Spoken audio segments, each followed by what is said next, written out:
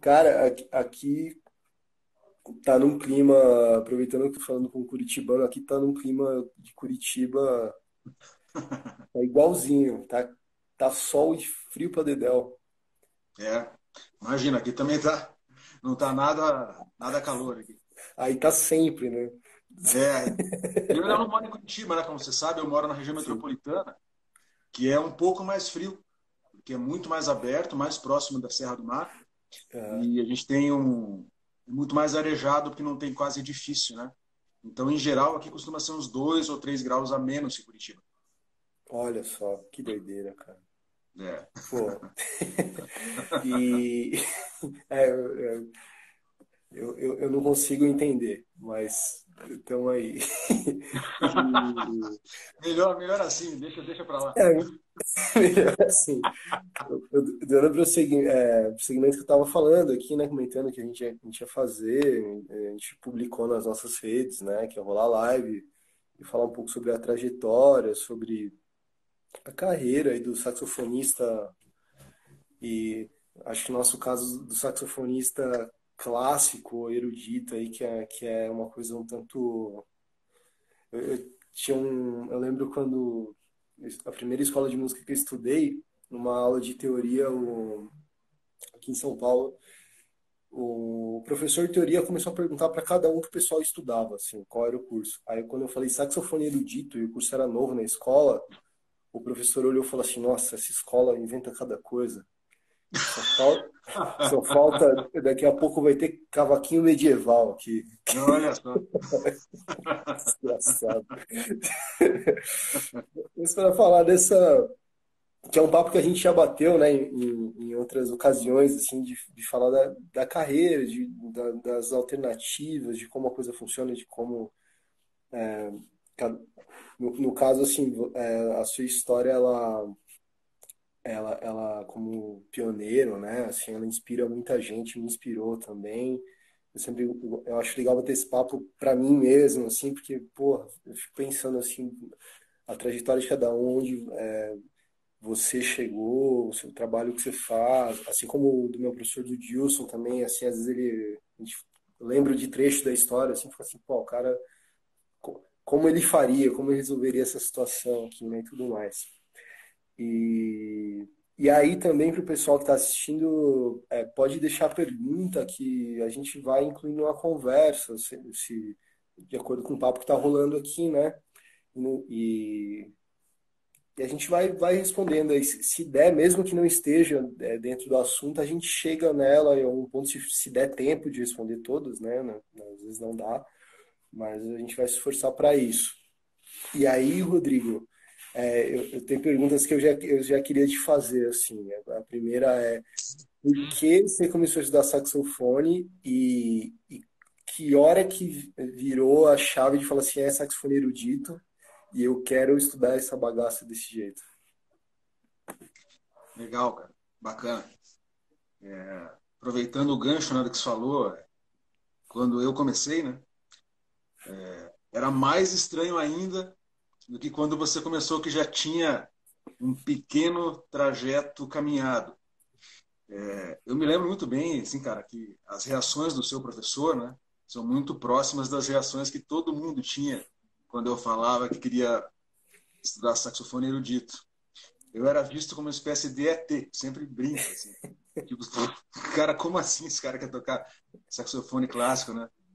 Na cabeça das pessoas. Não existia repertório, não existia referencial e não existia sequer gravações ou pessoas que já tivessem feito isso. Como se eu estivesse abordando um assunto absolutamente inédito, né? Que não fazia o menor sentido, mas era pela ignorância no sentido de ignorar um fato já existente. Então, mas assim, em Curitiba, né, ninguém conhecia isso. Ninguém conhecia mesmo. Assim. Mas para voltar então ao início da trajetória, né?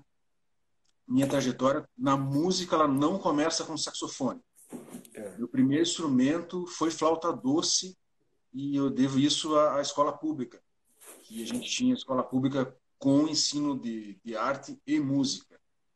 Hoje é um pouco mais complicado, embora ainda exista, né? Mas na época, então ali foi ali que eu comecei a estudar música, foi ali que eu comecei a aprender partitura e o primeiro contato daí com o instrumento de sopro. Então, eu fiquei um tempo na flauta doce. Aí, acabado ali a escola pública, esse ano e meio, 2 anos de flauta doce, eu migrei para o violão. Eu comecei a fazer aulas de violão. Do violão, fazia violão popular, né? Aí eu migrei para guitarra elétrica. Caramba. Toquei em bandas de garagem, e a gente tocava Legião Urbana e Pink Floyd, e eu fazia a famosa guitarra base. Caramba. Pô, E sabe quando aí, você falou flauta doce, aí eu pensei assim, putz, agora eu entendi o grupo que toca muito bar, mas agora sim, já parou de fazer sentido. não, total, porque também o professor que ensinou a gente, não sei nem se ele conhecia Bach, né? Ele só ensinava a iniciação musical da flauta doce. Não sei se o conhecimento dele chegava tão longe. É, Talvez sim, mas na época sequer existia esse alvo, assim, né? Ele não sequer nunca falou para nós de compositores. Ele só explicava os rudimentos da leitura da partitura e da execução da flauta doce. Na realidade, ele não era um flautista doce, ele era um músico de banda que era professor no estado. Então ele era de uma banda militar, se eu não me engano, da PM, e um cara muito das antigas e tal. E aí então ele era professor na escola pública também. Aí voltando para onde eu estava, que era a guitarra elétrica, né? Então a guitarra elétrica também durou um certo tempo, isso quando era muito piazão, né? E aí depois eu voltei, eu fiquei um tempo assim, sei lá, um ano e tal, que eu larguei da guitarra elétrica e falei, pô, não é nem guitarra, nem violão, nem flauta doce. E eu, sei lá, acho que eu não vou mais fazer música. E dei uma desligada e fui jogar bola. Na verdade, eu sempre gostei de jogar bola. Aí, quer dizer, hoje eu não jogo mais. Não é. parei de jogar bola. Senão as costas, cara, 30 e tantos anos de saxofone, minhas costas não dá mais para jogar bola. Não dá. Não dá. Embora eu faça pilates e tal, para manter minha coluna em dia, né? Aham. Senão, cara, não ia rolar. Então, voltando para o foco aqui. E aí, assim, o que aconteceu foi o seguinte, eu sempre gostei muito de saxofone, mas só, cara, pô, que legal esse instrumento quando eu vi em algum lugar, assim. Mas eu não tinha nenhum referencial, embora o meu avô materno tenha sido ele mesmo um músico da banda do Exército.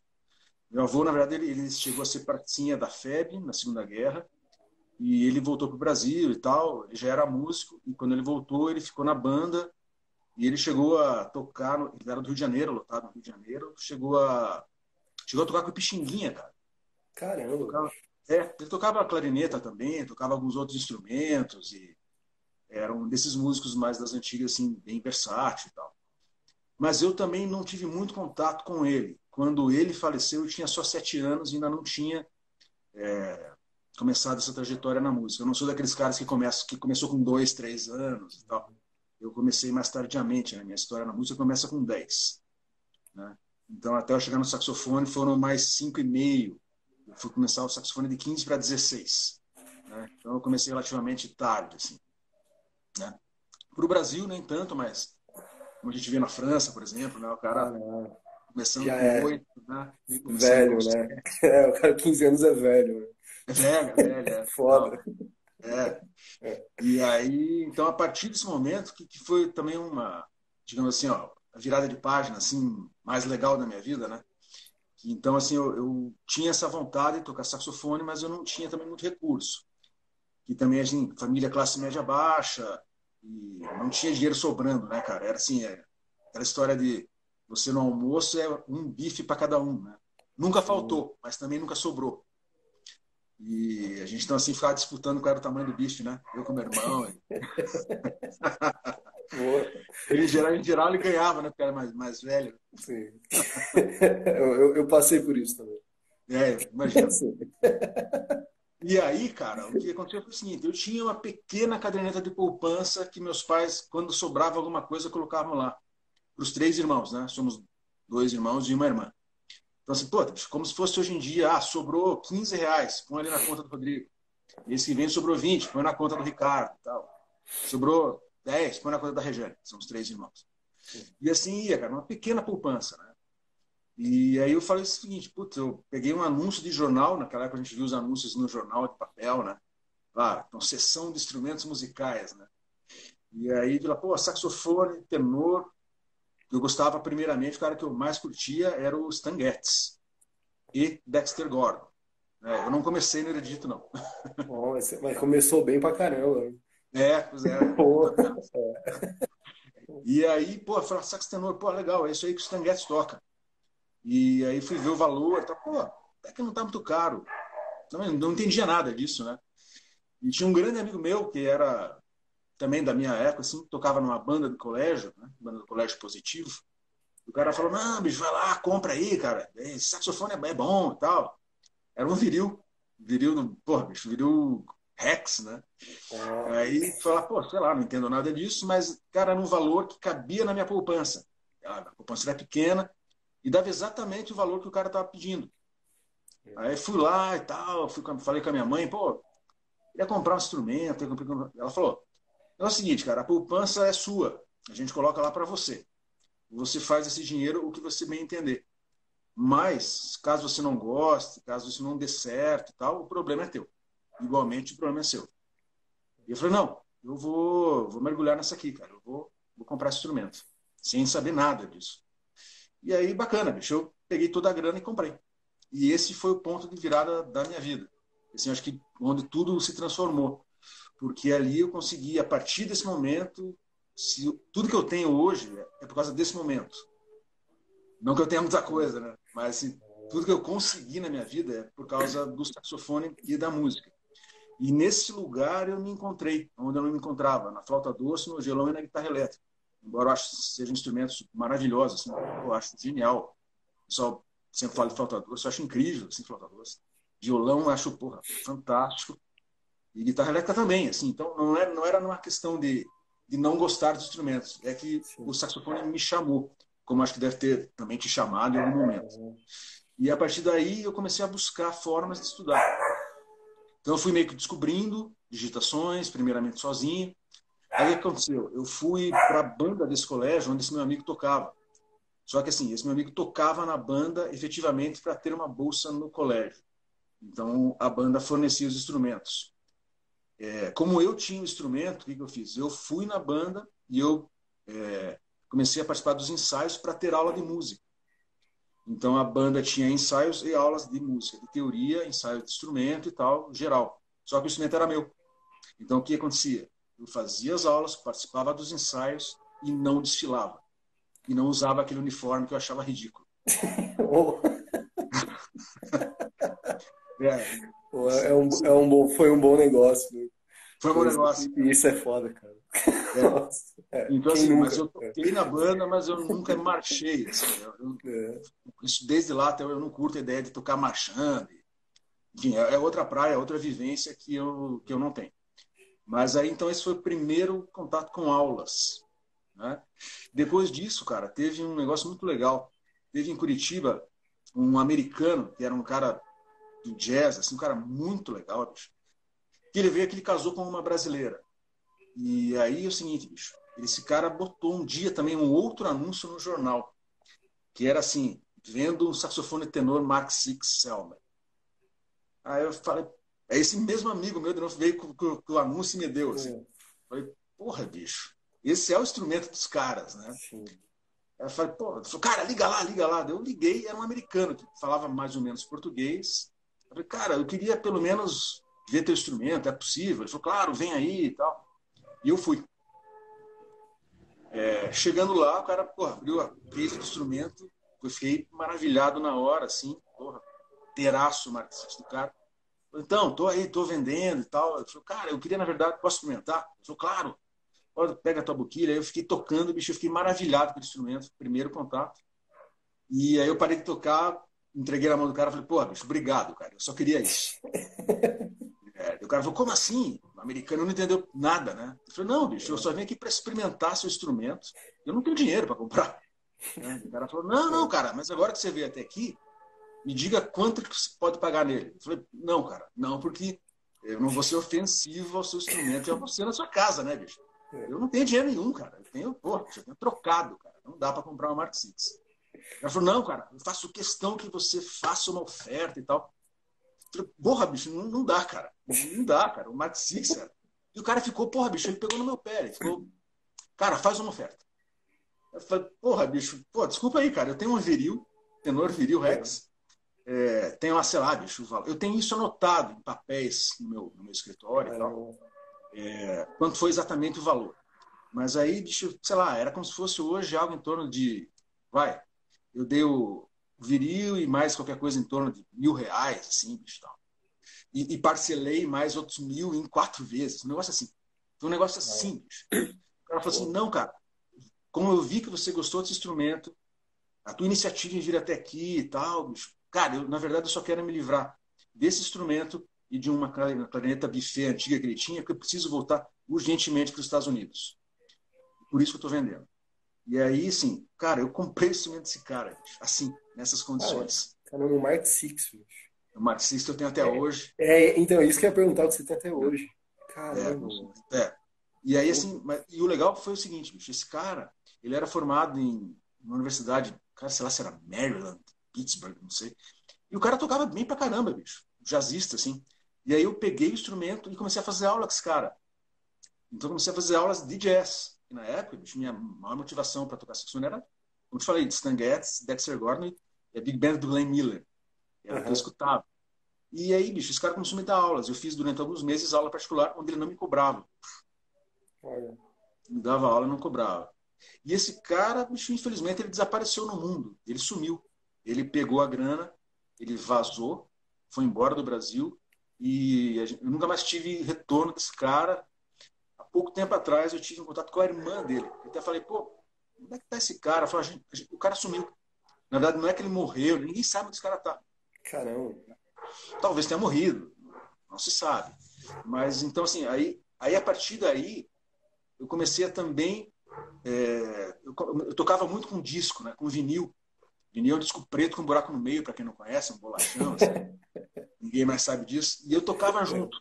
Então eu botava o lance para tocar e ficava tocando junto, exaustivamente. Por exemplo, o disco Getz Gilberto, né, João Gilberto Stan Getz, eu sei tudo de cor, todos os solos. Tudo. Né, de cabeça. E eu não sou bom de decorar.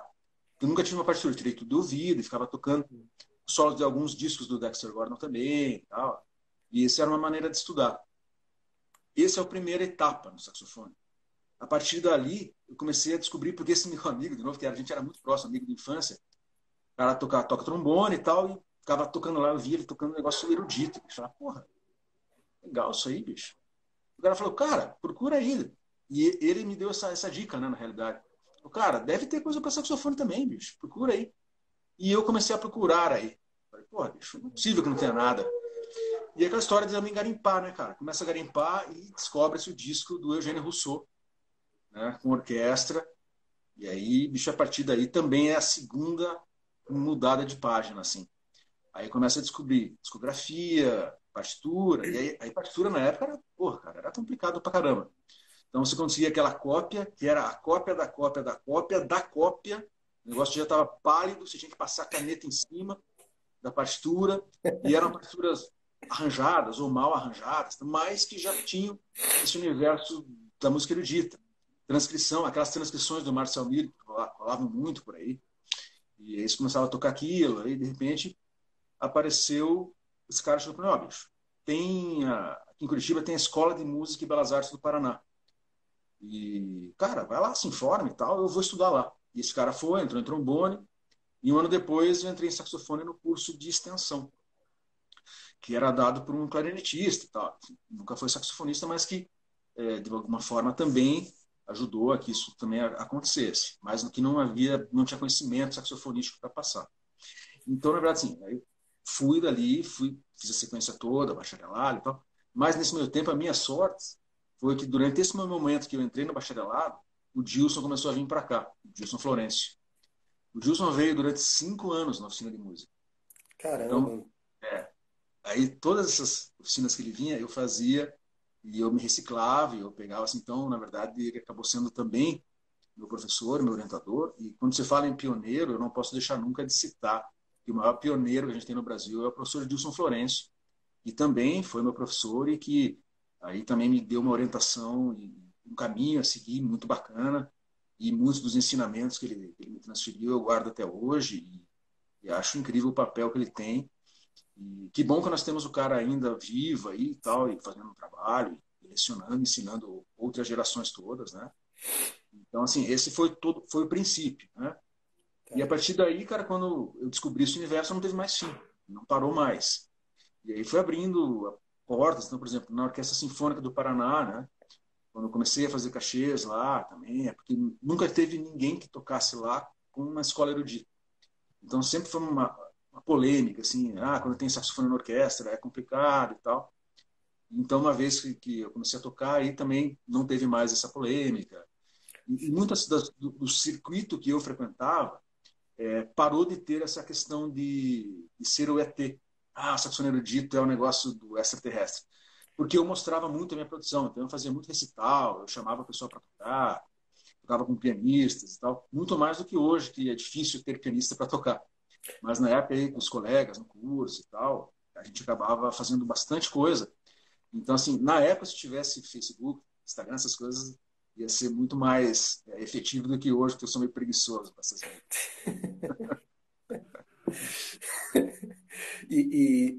E, cara, eu não sabia disso tudo. Nossa, que legal, bicho. Uhum. Rodrigo, quando foi assim, o porquê que você. Como é que você foi parar na França? Uhum. O primeiro, acho que a resposta inicial mesmo é o grande exemplo, de novo, do Gilson Florencio, né? Ah, Então, o Gilson Florencio voltou, né? Surpreendeu a todos que conheceram ele. E aí você diz, pô, bicho, de onde vem esse cara? Né? E aí esse cara era um cara talentoso, tal, que morava em Brasília, mas que foi para a França se aperfeiçoar. Então, essa era a informação que circulava. Aí, conhecendo pessoalmente o Dilson, né? Aí você vê a maneira que ele olha a música e tal, e a influência que a França teve no trabalho dele, né? Então, assim, o fato de muita gente querer ir hoje para a França e tal, se deve a ele, né? Na verdade, assim, que, que, que despertou esse olhar para a França. Na verdade, assim, se a casa, assim dizer, do saxofone erudito fosse na Indonésia, ninguém iria para a França. As pessoas iriam para a Indonésia. sim. Não era a França que estava em questão. Era o saxofone que estava em questão. Então, como o Dilson trouxe essa informação, falou, cara, França é muito legal. Tá? E aí você começa a ficar, sabe quando você começa a se apaixonar pelo discurso, assim? O cara diz, porra, bicho, isso é tão legal, cara. Porra, eu preciso fazer isso também. Então, assim, a primeira, como o francês fala, démarche, né, iniciativa, é pelo contato com o Dilson mesmo, assim, pura e simplesmente. E a partir daí, assim, aí é o resto da busca minha de tentar uma bolsa. Como eu falei no início lá, eu sou de família classe média baixa, não teria recursos para ir para a França sozinho e me manter lá de forma nenhuma. E aí comecei a buscar bolsas, que na época existia. Hoje, infelizmente, os governos estão acabando com essas bolsas fomento, né? E não é de hoje, né? Na realidade já tem mais tempo. Mas, assim, então eu consegui uma bolsa da CAPES. Não é Capistrano, não, é CAPES. Pode crer.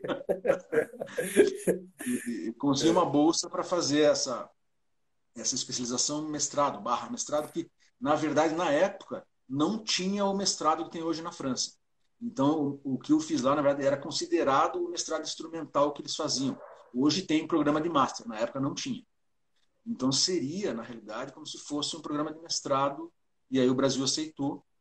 E isso aí é uma outra história também, cara. Assim, eu fui para lá, eu fiz também contatos, sem esquecer aqui, com o Idriss Boudriois, né, que é um saxofonista francês que mora no Rio de Janeiro, que teve um caminho um pouco inverso do meu. Ele começou no clássico, depois foi para o jazz, ao contrário de mim, né? E ele teve um professor que chamava Maurice Delabre, que era um saxofonista que tocava no Quinteto de Saxofone de Paris. E esse cara foi o professor dele e ele me botou em contato com ele. Então, primeiramente, eu iria estudar com o Delabre. E minha bolsa estava assinada, eu solicitei para estudar com ele. E esse cara, não sei por que cargas d'água, bicho, é um troço muito louco, assim. Ele respondia as cartas, pode vir e tal. E, na verdade, cara, ele achava que eu não fosse nunca. Ele achava que aquilo era uma viagem na minha cabeça. Nunca que um cara vem do Brasil estudar comigo. Pô, o cara tá viajando, tô cagando. É. E aí, cara, assim, juro pra você, Douglas, tava tudo pronto, a bolsa tinha saído e tal, cara. Aí eu liguei pro cara e falei que tinha que saber falar francês já, né? Então eu já tinha estudado na Aliança Francesa. E falei, ó, senhor Delabre e tal, daqui a 3 meses eu estou chegando aí. O cara falou, o quê? Eu falei, estou chegando aí para estudar com o senhor e tal. Ele falou, não, cara, daqui a 3 meses eu vou me aposentar. Puta merda. Eu falei, como assim, cara? Peraí, o senhor assinou? Porra, né? Porra, eu tenho uma bolsa de estudo do governo do Brasil, não é brincadeira, né? Eu tenho que ir, eu tenho que estudar com o senhor. Eu falei, não, bicho, não dá, cara, eu vou me aposentar. Eu falei, pô, cara, ferrou tudo, bicho. Aí o cara realmente se aposentou. Aí nesse trâmite, bicho, aí, assim, eu tinha, olha que loucura, cara. 1 ano antes, eu tinha tido aulas num evento da CAPES também, em Porto Alegre, na URGS, com o professor Daniel Benier, que não confundir com o Daniel Defayet, que é outra pessoa. Mas esse Daniel Benier, que foi meu professor depois, ele me deu aulas lá, eu fui o intérprete no curso, e o cara, ele curtiu meu trabalho, enfim. E ele me deu os contatos dele. Bicho, quando isso aconteceu, eu entrei desesperado, liguei para casa do cara. Falei, ó, professor, expliquei a história e é o seguinte, eu vou perder a minha bolsa de estudos por conta da negligência do outro professor. Ele falou, não, cara, não, vamos dar um jeito nisso. Eu já conheci você já tocou para mim o que pode ser considerado uma prova de admissão, no meu caso. Né? Então, assim, você pode ser admitido no meu curso. Você foi o intérprete, então você já tem conhecimento básico da língua. E eu vou falar amanhã com a direção do conservatório para tentar resolver essa questão. Eu falei, porra, beleza. Só que não resolveu amanhã. Né? O cara foi falar, na época também tinha fax ainda. Para quem não conhece, fax é um negócio que você mandava um papel e saía um outro papel do outro lado. Sim. Né? Até hoje eu não entendi o fax ainda. Eu ainda não entendi. Não, nem eu. É, foda isso aí. E aí, bicho, esse cara, então, aí a gente entrou num trâmite burocrático para que a solicitação feita no Conservatório de Évreux, onde dava aula de Lavra, fosse transferida para o Conservatório de Mulhouse, na Alsácia, onde o Daniel dava aula. E acho que foi fácil? Não, a gente está no Brasil que gosta de burocracia. E aí, bicho, isso durou alguns meses, cara, até resolverem. E eu ficava em contato com o professor, com a CAPES em Brasília, direto com a técnica responsável pelo meu processo. E assim, ela, olha, acho que não vai dar certo, não, acho que você vai perder a tua bolsa. Porra, muito obrigado pela força, hein? Caramba. A técnica, né, cara? Os caras não estão nem aí, bicho. E aí foi aquele negócio, né, cara? Vai. E, assim, para resumir o negócio, deu certo. Deu certo, bicho. Aí, quando eu consegui resolver tudo, a gente já marcou a passagem e eu fui para lá. E aí também foi outro rolo, bicho, foi um troço louco, assim. Em vez de descer, porque Mulhouse é a região das 3 fronteiras. França, Suíça, Alemanha. Aí tem um aeroporto lá que não é internacional. E a CAPES obrigava a ser um aeroporto internacional. A gente tive que descer em Zurique, na Suíça, de Zurique ir para Mulhouse, outro rolo. Mas enfim, acabou dando tudo certo, cara.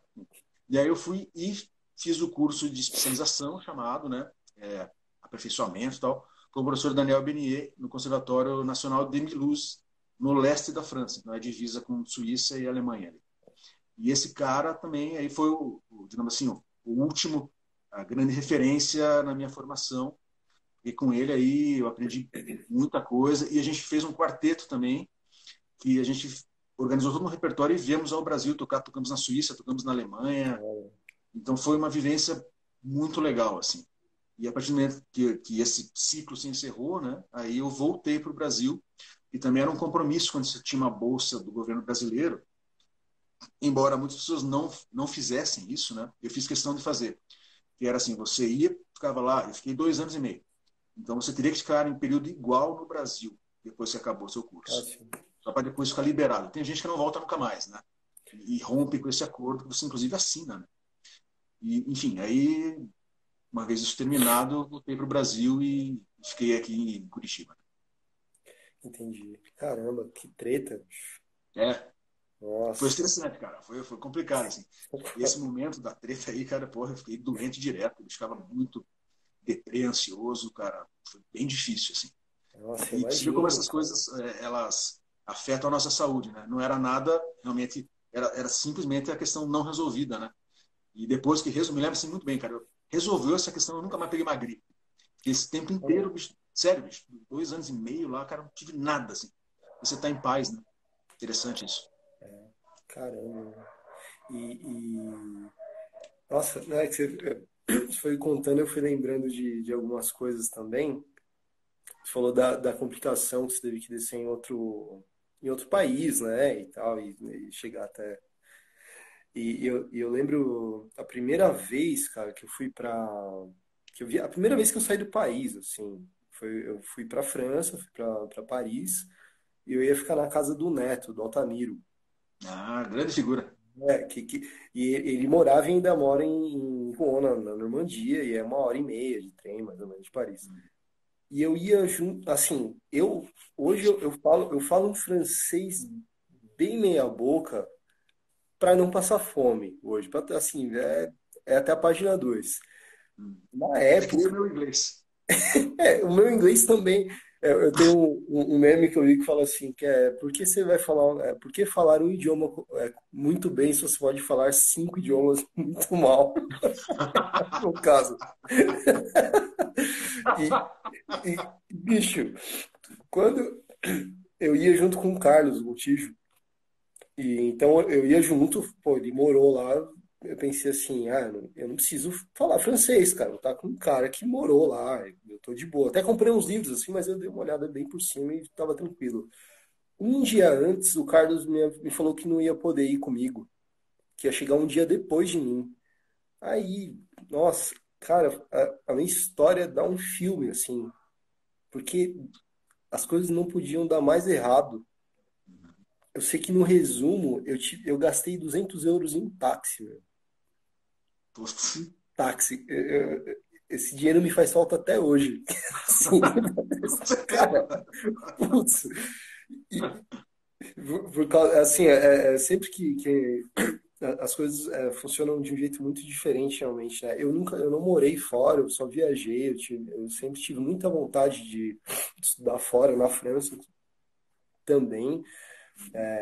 Acho que você falando aí, eu me vi bastante, assim, no que você descrevia da ideia dele, do discurso dele, né, de como ele fala das coisas e dessa vontade que dá de ir lá estudar também, né? E, e aí no final eu não fui porque a vida não quis, assim. Eu tava vendo tudo e no final não fui. Eu só fui viajar e ficar assim, 15 dias, uma semana, fazer umas aulas, um concurso, congresso, essas paradas assim, né? Então eu não tenho essa ideia tão clara do que é viver em outro país, no caso de ser um saxofonista e viver no berço do saxofone, né? Que deve ser uma experiência, pô, única, assim, cara. Você- ainda você falou que você fez um quarteto ainda, pô, com teu professor e fazer turnê e tudo mais, deve ser uma experiência boa pra caramba. Aí tem assim, passado isso, se eu queria te perguntar, porque o saxofone clássico, o berço dele é a França, né? Assim, sabe? Acho que hoje em dia existem muitos outros lugares que se ensina em alto nível, mas a França é o berço, né? A coisa nasceu ali. E então o repertório é muito francês, assim, quase tudo é francês, o que não é tem muita influência no jeito de se tocar e tudo mais. Aí quando a gente volta, assim, aí você voltou pro Brasil. Eu não sei se você passou por isso, mas eu queria que você falasse sobre. Porque eu sinto isso, eu estudei muito o repertório e tal, eu amo o repertório, sempre foi muito legal. Aí tem as pegadas francesas. Aí em algum momento que eu deixei ou que eu me entendi que eu não era mais um estudante, que não era mais aquele recital da prova, aquele recital que era a hora de eu fazer um repertório que fosse meu, né? Que tivesse assim, que eu pudesse estar mais perto daquilo, não que eu falasse da França no meu repertório, eu falasse da escola de saxofone clássico. Mas assim, no Brasil, o cara que estudou saxofone clássico, assim, como eu tô perguntando porque eu penso bastante nisso, eu queria saber sua opinião. O que que a gente faz com essa influência francesa gigantesca e assim, como que isso se aplica à música brasileira? Quais são as saídas? Assim, como que a gente pode trazer isso mais para perto da gente? E também, até aí, depois eu dou sequência na pergunta, que aí eu quero saber depois o que você pensa que vai acontecer depois, assim, as previsões do saxofonista clássico. Porque é uma dúvida que eu tenho, eu sinto muito isso, assim, a gente estuda pra caramba o repertório. Aí eu sempre falo isso, assim, pô, tipo, mas quando eu vou, sei lá, se eu vou dar um recital, aqui no Brasil ainda é legal tocar música francesa, o pessoal gosta, mas se eu vou na Argentina dar um recital, o pessoal não quer saber muito do brasileiro tocando música francesa, né? Assim, eu acho que eu também não ia querer saber se viesse um argentino tocando música francesa, né? E o que que você pensa a respeito disso? Como eu queria saber. Cara, eu acho primeiramente assim uma coisa que a experiência, né, e o passar do tempo também vai ensinando, né? A gente aprende não só com acertos, a gente aprende com erros também. E assim, uma coisa que eu aprendi que eu considerava muito adequado e hoje eu considero muito inadequado, né? Primeiramente é tocar visando agradar os colegas saxofonistas. É. Isso é uma coisa que eu não faço mais, porque não dá. Não dá, porque sempre vai ter alguém que não vai gostar e vai dizer que a que não gostou, porque a boquilha dele não é isso, que a braçadeira não é aquilo, e a palheta é aquele outro. E porque é aquela história é o colega muito próximo, né? E aí, assim, também como o espaço para o saxofone ele é reduzido em relação a outros instrumentos que podem ter na orquestra, então, assim, a gente acaba tendo um meio de atuação mais restrito, complicado. Por exemplo, um violinista, o nível de competição dele é muito menor do que o nosso. Que cada orquestra profissional tem pelo menos 20 violinistas. Então, você multiplica pelas orquestras aqui no país, então você vê o número de postos de trabalho, a começar por aí. Então, o ambiente deles é mais saudável, por incrível que pareça, do que o nosso. O nosso, como as oportunidades são escassas, são difíceis. O meio cara, é uma batalha medieval, bicho, o meio do saxofone. É o cara com o escudo, a lança, a espada, bicho, no meio do campo de batalha. Então, assim, tem esse lado para começar. Então, assim, com todo o respeito do mundo aos meus colegas saxofonistas e tal, mas hoje eu toco primeiramente para agradar ao meu público, não necessariamente que sejam saxofonistas, aqueles que saem de casa para me assistir. Segundo, eu também aprendi que a maneira de eu transmitir alguma coisa que os outros gostem é fazendo primeiramente uma coisa que eu gosto. Então, eu tenho que primeiramente estar feliz para transmitir isso aos demais, não ao contrário. Então, eu não vou mais nesse caminho de tentar montar um repertório ou algo para agradar aos demais, e sim é para agradar ao meu fazer musical. Com isso, eu acho que eu tenho mais chance de acertar e agradar aos outros, né? Então, assim, esses foram dois ensinamentos que eu aprendi com a minha prática, né? E eu achei que isso me ajudou bastante.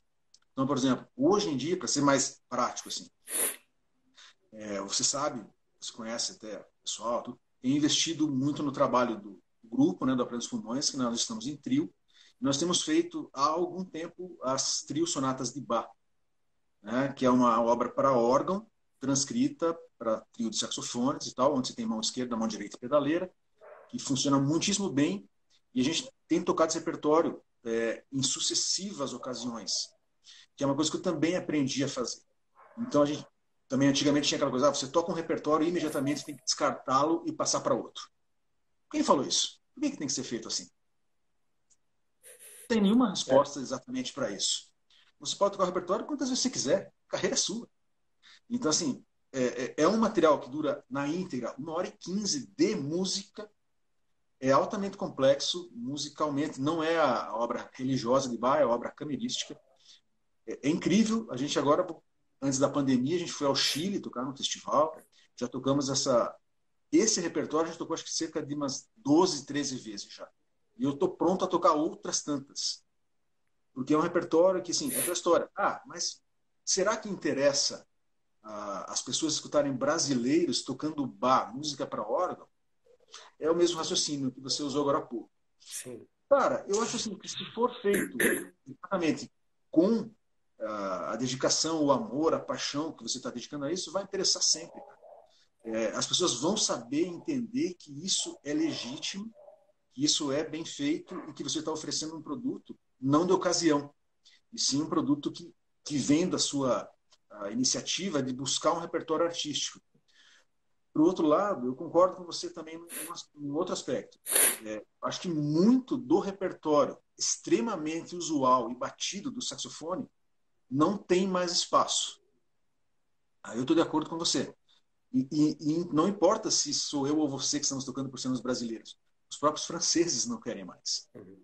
Né? Então, assim, isso é engraçado, né? É legal você estudar fora por causa disso. Eu me lembro de algumas obras que eu estudava no Brasil e quando eu cheguei na França, mostrei eventualmente para o meu professor, ele falou, cara, ninguém toca isso aqui. Peças francesas para saxofone, o cara falou, não, ninguém toca essas obras aqui. Não era por isso que elas seriam obras ruins. Elas não estão fazendo parte do mainstream do saxofone. E isso é uma coisa também assim, é uma ditadura. Assim, cara, não, você tem que tocar tudo, todo mundo toca, todo mundo quer. Então, assim, cara, por quê? Minha pergunta é simples, por que que eu tenho que tocar? Então, assim, cara, tem que ser sobretudo aquilo que você gosta, aquilo que você ama. Se você ama tocar Pierre Marx de Bois, Jean Bozart, você tem que tocar isso. Se esse é o teu repertório, bicho, vai fundo e toque isso. E as pessoas vão saber entender que esse é o teu repertório. Por ser brasileiro, acho que a gente, indo derivando aqui, nós temos, claro, o repertório nosso também para tocar, né, como você perguntou, e tem muita coisa boa, recomendo até um compositor de São Paulo, tal de Douglas Braga, que escreve umas coisas legais também. E Obrigado. tem muita obra boa para É. tocar, né? Mas assim, parte da premissa de você ser um músico que pesquisa, né? Não que só recebe coisa dos outros. Então, nem todo mundo pesquisa para tocar. E todo mundo que só assim, o cara vai ver assim, eu quero ver o que o Douglas está tocando, para ir tocar isso. E não tem iniciativa de pesquisar por si próprio para descobrir um repertório particular. Eu acho, sim, eu concordo muito com você nessa coisa de a gente não acrescenta muita coisa em tocar tudo que todo mundo toca. 100% de acordo com você. Nem é a minha iniciativa também. Então, assim, cara, Glazunov é o concerto mais lindo que tem. Eu consegui tocar com a orquestra, acho que você também. A gente é afortunado por ter feito isso. Mas, cara, se você for ver numa discoteca de CDs e a gente gravar o Glazunov, vai ser o 56º Glazunov gravado. Exatamente. Isso não necessariamente traz alguma coisa de novo. Então, nesse ponto, de você deixar uma coisa para sempre, aí eu acho que vale a pena uma reflexão maior. Então, por exemplo, na minha discografia, assim, eu gravei muita coisa, nem tudo de saxofone clássico, né? Eu tenho participação em quase 40 CDs, a maioria de projetos de música popular, inclusive. Mas os de erudito, o mais bacana que a gente fez com o Sérgio Freire, que foi um ex-aluno aqui de Curitiba, que é tudo repertório brasileiro original contemporâneo. Então, assim, aí sim você marca um território e deixa pegadas para os que vêm depois. Porque você está fazendo a primeira gravação de uma obra, a primeira execução, a estreia. Sim. Ali sim, ali você planta a semente e você deixa traços, né, pegadas. Se você gravar o Glazunov, bicho, lamento, cara, assim, vai ser uma perda de esforço bastante grande e não vai deixar nada. Porque já tem coisa muito. Já tem gravações definitivas disso. É a mesma coisa assim, falando do jazz. Cara, ninguém mais grava basicamente o Giant Steps de Coltrane. Porque ali está tudo falado. Tudo que aquela música tinha para oferecer foi falado na gravação dele. Então, claro, você vê de vez em quando um ou outro se aventurando e tal. Mas o Giant Steps não precisa de uma outra gravação. A história da arte não precisa mais uma gravação de Giant Steps. Né? Com todo respeito a quem quiser fazer, vá lá e faça. Sim, sim. Mas a história da arte não necessita mais disso. A gente precisa eternizar outras coisas. E no erudito é a mesma coisa. Não sei se respondi, falei um monte de coisa aqui, mas. Respondeu. Eu perguntei isso porque justamente é legal você falou de gravação. Quando eu entrei no processo de planejar um disco para gravar, eu entrei em conflito com isso. Porque eu tinha na minha cabeça uns 3, 4 discos, assim. Aí eu comecei a entrar em crise mesmo do que fazer e por quê, e principalmente por que fazer, né? E é justamente isso. Porque o repertório, ele é batido, exatamente, eu acho exatamente isso aí que você disse. E aí eu comecei a entrar em parafuso assim, falei, cara, mas como é que eu vou tornar... Aí, assim, às vezes até o repertório brasileiro, algumas coisas escritas eu acho super interessantes, muitas outras não. Aí eu ficava assim, putz, mas eu vou ter que tocar isso aqui só porque eu sou brasileiro. Não, tipo, eu preciso de música que eu acho interessante, que esteja de acordo com o meu discurso, com a minha ideia musical e tudo, pra ser de verdade, né? Tem que ser de verdade, no fim das contas, né? Mas o que eu quis dizer sobre a produção em si, ó, você tem um grupo que toca bar, que é legal pra caralho. O que eu quis dizer é o seguinte, igual, se eu toco repertório de saxofone que não é brasileiro, em diversas ocasiões, principalmente assim com orquestra, acho que a grande maioria das vezes que eu solei era esse repertório de saxofone francês, que eu acho muito bonito e tudo mais. Mas uma gravação realmente não vale a pena, né? É exatamente isso que eu acho. Assim, eu fico pensando assim, nossa, se eu tivesse uma orquestra para gravar, o que que eu ia gravar? E por que que eu ia gravar, né? E o que que tem que ser dito? E como você, o termo que você usa que eu acho muito bonito, que tem que ser eternizado, né? Que a performance ela não fica, agora o disco fica, né? Vira é uma obra intelectual, né? Sim, sim. Desculpa, só para É, deixar bem claro, assim, isso é uma coisa que eu falo até para os meus alunos, assim, cara, se você tiver a oportunidade de tocar como orquestra, bicho, se abraça e vai até o final e toca o que tiver que ser tocado, independente. Isso, assim, cara, o repertório francês é maravilhoso mesmo, cara, são obras magníficas, mas, assim, o ponto é esse mesmo, da gravação, né? Agora, se você for tocar, cara, toque o que aparecer e tenha, tenha prazer com isso e seja feliz com isso. Mas, assim, você gravar e deixar uma coisa para posteriori, que já tantos já fizeram tão bem, assim, não sei até que ponto isso é colaborar com a arte, né?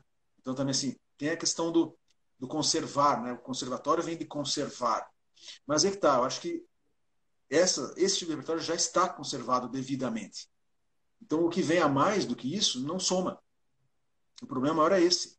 Não é por ser brasileiro, por sermos brasileiros. Né? É porque não soma mais. Mesmo que você toque muito bem. Não vai acrescentar mais nada.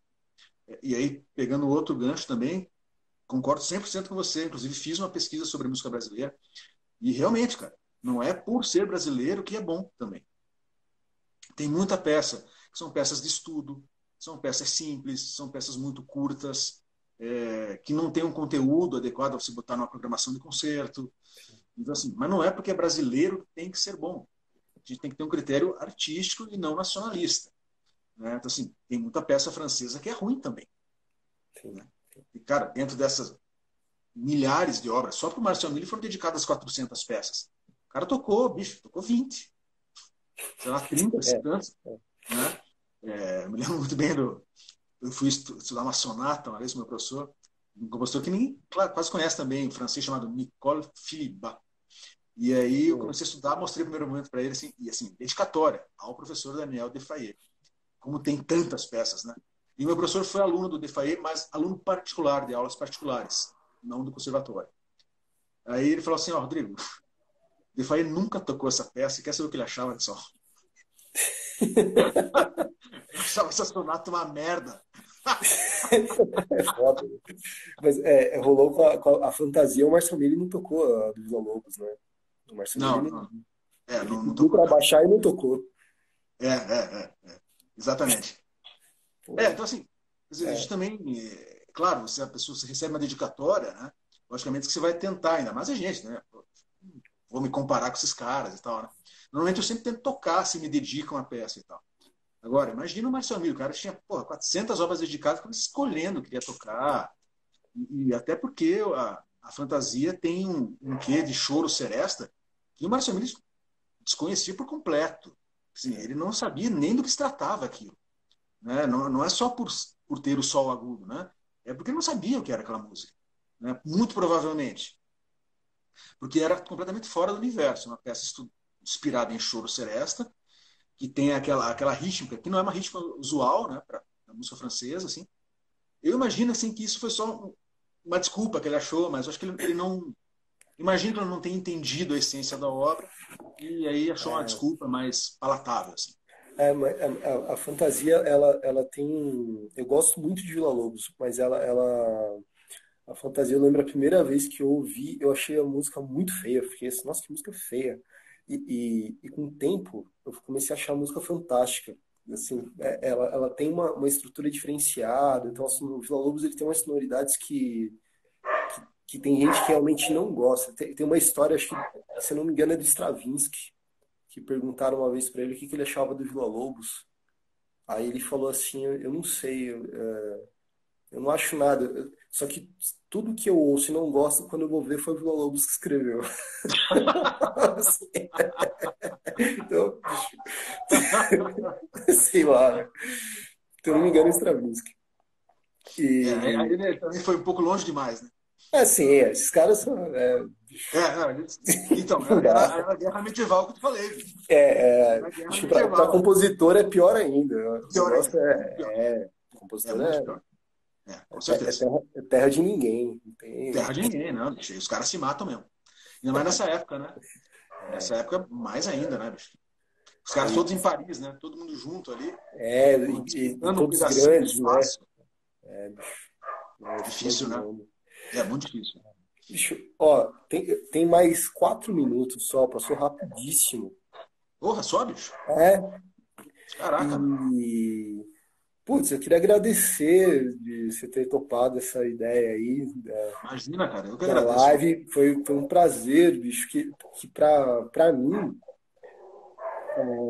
trocar essa ideia, sempre que eu tenho a oportunidade de trocar ideia, assim, principalmente sobre carreira, sobre, assim, saber o que você pensa sobre música, sobre saxofone, para mim é aula.